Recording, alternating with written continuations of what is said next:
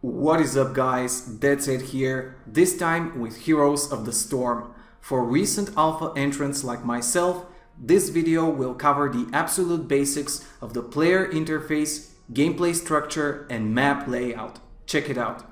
At the beginning of the game and every few levels thereafter, the talent choice menu pops up on the left side of the screen. The talent system replaces in its own way the traditional leveling and itemization systems from the other games in the genre. And yes, before you ask, this means no gold from minions and no focus on last hitting.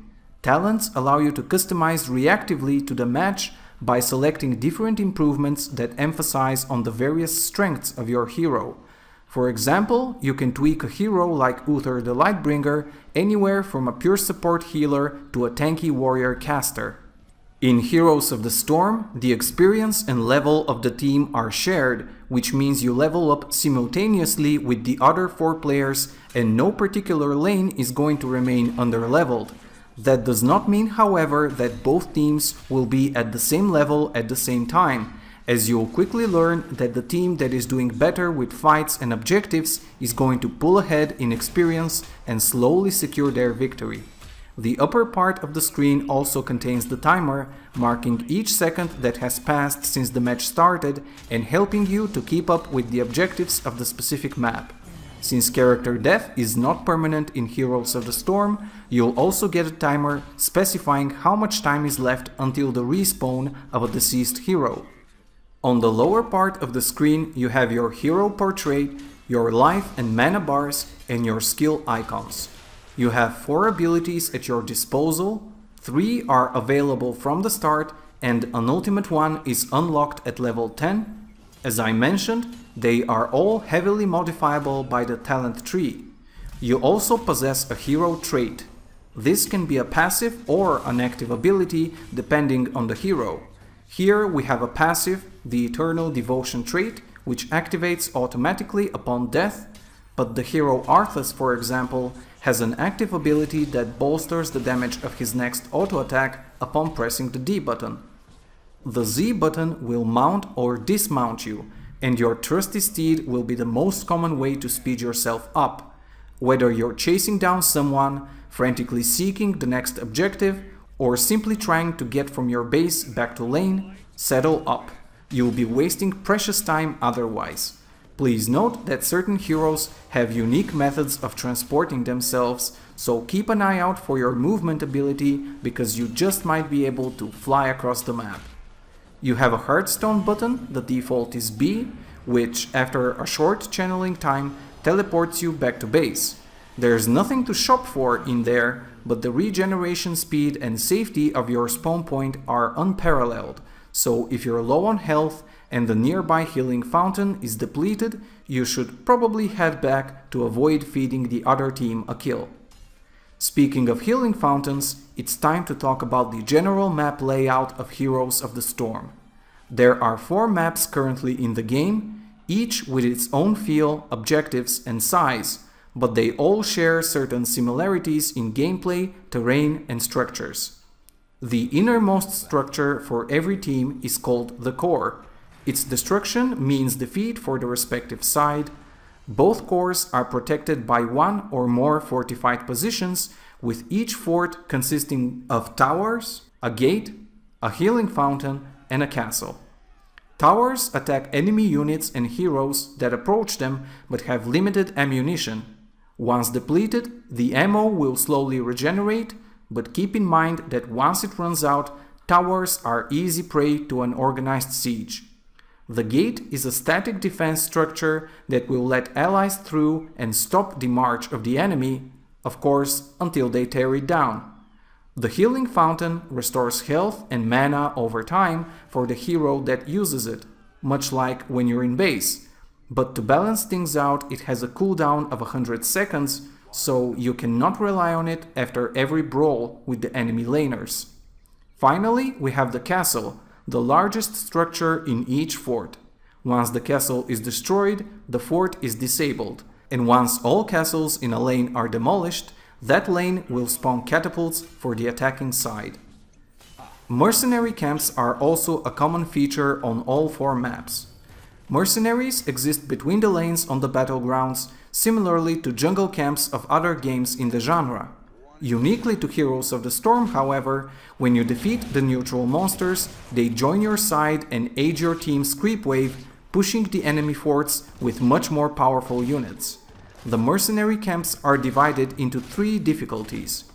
Siege Giants are a duo of ogre-like creatures with large health pools and a strong, long-range attack that is especially effective against buildings. They are rather inept in close combat, however, which makes them the easiest camp to take over. Knights come in groups of 3 fighters and a mage that buffs nearby units. Their strength lies in their number and cohesion as a group, making them a camp of medium difficulty. Once defeated, they join the nearest lane and bolster your forces for a strong push. Finally, we have the Grave Golem, high health and damage unit with 2 crowd control attacks at his disposal. The strongest of all mercenaries to take down, the Grave Golem is a threat to be reckoned with, capable of devastating the lane that he goes down on. Experienced teams will often brawl for his control.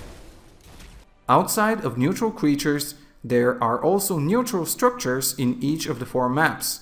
They are called watchtowers, and capturing those grants vision for your team. Securing a watchtower means better map control and by that extent a better grasp on the enemy movement and objectives. On the topic of vision, each map is dotted with bushes. Entering a bush conceals your hero from the enemy as denoted by a little eye above him. Common structures and terrain features aside, each of the 4 maps has its own distinctive features which I'll go over briefly. Blackheart's Bay is a pirate-themed battleground with the unique objective of currying the favor of the ghostly pirate in the center of the map. Naturally, a pirate's loyalty lies in treasure, so you'll need to buy him off with doubloons, acquired by various means. Crack open chests, clear the neutral camps, or steal the coin from a defeated enemy, and once you get to the coveted amount of 10 doubloons, hand them in and watch Captain Blackheart rain death upon your enemy. Ever greedy, his prices will increase, demanding you to fight more and more over the precious resource. The Cursed Hollow is set in a haunted forest where the demanding spirits of the Raven Lords require you to rush up and down across the map to secure tributes for them. Tributes spawn in the forest periodically and can be captured by either team. Capturing a tribute requires you to stand close to it and channel for a few seconds, but that process gets broken by damage, so it's a team effort to get the objective and keep the hero safe. Tributes have no individual effect, but when a team collects 3 tributes, the Raven Lords will curse their enemies. This temporary effect cripples the enemy by weakening their minions and disabling their defenses. Dragonshire has a strong, high fantasy flavor and the unique objective of unlocking and taking control of the mythical Dragon Knight. He lies dormant in the Dragon Altar at the center of the map, and teams must capture the Obelisk of the Sun on the top side and the Obelisk of the Moon on the bottom side to receive his power. Once the Dragon Altar is active, a hero needs to channel on it shortly to assume the form of the Dragon Knight. The transformation lasts for a minute or until the Dragon Knight dies, whichever happens first. But until that happens, the controlling player can wreak havoc on the enemy base.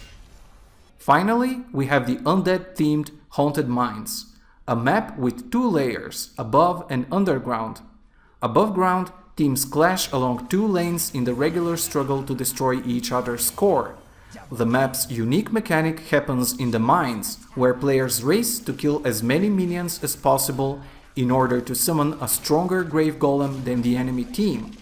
When the mines are cleared, a Grave Golem is summoned for both sides in different lanes. The Grave Golem's strength is dependent on the team's performance in the mines.